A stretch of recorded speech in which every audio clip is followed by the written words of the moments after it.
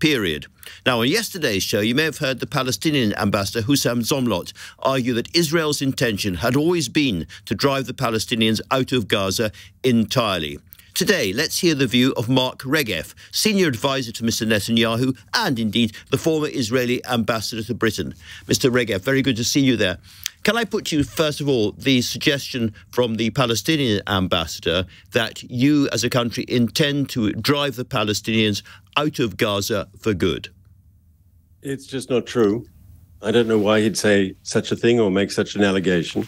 What we have suggested, what is true, is we've asked Palestinian civilians to move out of harm's way. And if they're in the northern Gaza Strip, where there is intense fighting, we've suggested, and many of them have, in fact, heeded our advice, move to the south so as not to get caught up in the crossfire between Israeli forces and the Hamas terrorists. But that's common sense. You don't want to be in a combat zone and get hurt, yes? Yeah. But Mr. Regev, are they actually safe in the south? Because there have been bombardments and missiles landing in the south as well. First of all, the really intensive fighting is in the north. That's where the real danger is. It's true, Hamas has been firing rockets from its positions in the south, and we've been responding. But there's an area on the western side, close to the Mediterranean coast, of the southern Gaza Strip, which is close to the Rafah crossing, where the aid is coming in, as you know, where we've designated a humanitarian safe zone. And the idea is for people to congregate there. The Jordanians, I believe, and the Emiratis have already set up field hospitals there. The French have sent a hospital ship which can anchor just off the coast. And the idea is that they're close to the humanitarian support. This will be the safe area. And because it's not a built-up area, an urban area where Hamas has built military infrastructure, there's really no need for fighting there as far as we can see. And therefore, it is a safer zone for people to be in. I see that. Can I ask about the future? Because not just the Palestinian ambassador, but many people fear that the long-term aim is for Gaza no longer to be a Palestinian area at all, and Palestinians to be moved out of the area further into the south, into Sinai Desert or Egypt or anywhere else. Can you absolutely reassure people that Palestinians will be allowed and encouraged to live in Gaza after this is all over? Unequivocally. All this is just ridiculous. Israel wants peace with Gaza. What has prevented us having a better relationship with Gaza is Hamas. You'll recall, Andrew, we're both old enough to remember that in 2005, Israel pulled out of the Gaza Strip. We took down all the settlements. The settlers who didn't want to leave were forced to, by the rule of law. The police took them out. We redeployed behind the 1967 line, which the international community says is the international border, the recognized line. There's no reason for conflict between us and Gaza. It's unfortunately only because of Hamas, which is, as you know, a very extreme organization that refuses to accept the legitimacy of my country. They say Israel has no right to exist, not in any border.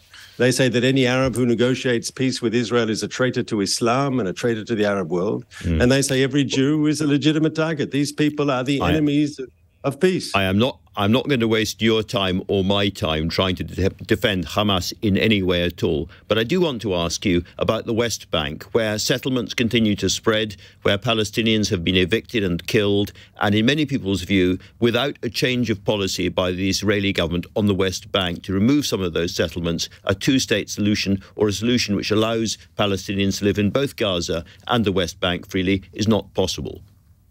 So our goal at the moment is to keep things as quiet as possible on the West Bank, because obviously we've got our hands full with Gaza. And so we've got no interest in an escalation there.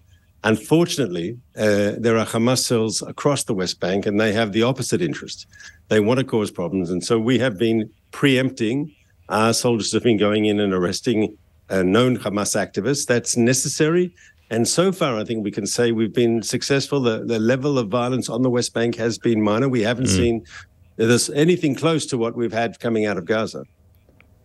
Antony Blinken has said today that he sees the future of the Palestinians as being a single entity with the Palestinian Authority in charge. But your Prime Minister, Mr. Netanyahu, has said that he sees Israel being in charge, certainly of security in Gaza, for some considerable time to come. So who's going to, in the end, win that argument?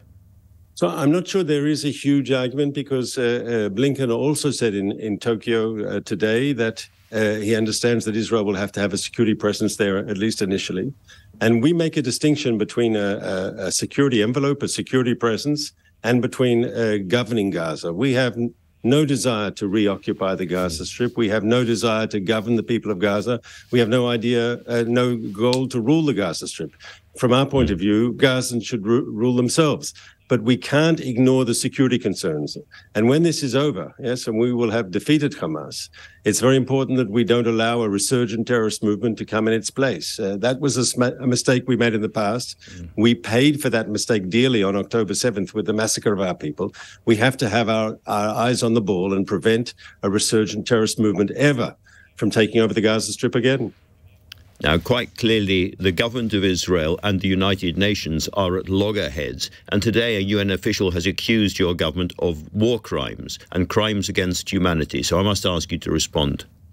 Well, obviously, we don't accept that, Andrew. That is clearly not the case. In fact, if you look at what we're doing and you compare it to comparable situations, like when the West was fighting ISIS in Mosul, or was fighting in Fallujah, yes, where there was also terrorist groups who had taken over urban areas, very similar to what's happening in Gaza City, I think you'll find that we made an effort to avoid human casualties that I think is even above and beyond what then the West and its allies did in those conflicts. I mean, we've asked people 3 weeks in advance to leave these zones of combat, to get out of harm's way. We've created humanitarian corridors for people to leave. And even today, when there are still a very small group of people who've stayed, civilians, we still make a maximum effort to distinguish between Hamas, who is our enemy, and the civilian population. All right, Mr. Regev, thank you very much for talking to LBC tonight. It's appreciated.